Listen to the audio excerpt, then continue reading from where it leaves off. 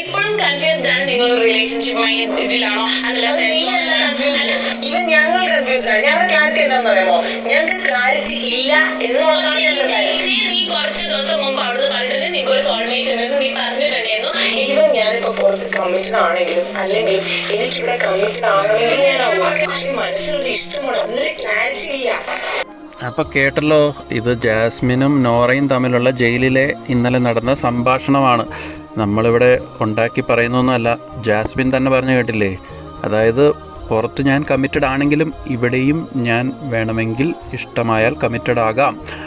അപ്പോൾ ഇങ്ങനെയൊക്കെയാണ് ജാസ്മിൻ്റെ ആ കാഴ്ചപ്പാട്. ഇപ്പം ഇവിടെയൊക്കെ നിൽക്കുന്നതിനേക്കാളും നല്ലത് അമേരിക്കയിലൊക്കെ പോകുന്നതായിരിക്കും. അവിടെയൊക്കെ ആണെങ്കിൽ സമാന ചിന്താഗതിയുള്ള ഇഷ്ടം പോലെ ആളുകളെയൊക്കെ കിട്ടും. അപ്പോൾ അവിടെയൊക്കെ ലൈഫ് ഈസി ആയിട്ട് മുമ്പോട്ട് പോകാൻ സാധിക്കും. നമ്മുടെ നാട്ടിലൊക്കെ ഇങ്ങനെയൊക്കെ പെട്ടെന്നൊന്നും അത്ര എളുപ്പത്തിൽ കിട്ടുമെന്ന് തോന്നുന്നില്ല.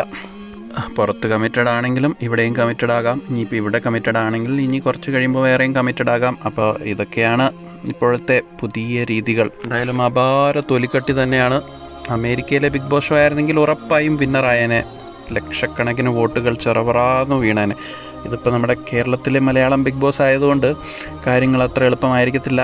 ഇതേപോലെ ഇങ്ങനെ മലയാളിയുടെ പൊതുബോധത്തെ ചോദ്യം ചെയ്യുന്ന രീതിയിലുള്ള കാഴ്ചപ്പാടും വകതിരിവില്ലാത്ത അഭിപ്രായ പ്രകടനങ്ങളും ചെയ്തികളും ന്യായീകരണങ്ങളുമെല്ലാം ഈ കപ്പിലേക്കുള്ള ആ വഴിയിൽ വലിയ തടസ്സങ്ങൾ സൃഷ്ടിക്കുമെന്നുള്ളതിൽ സംശയമില്ല.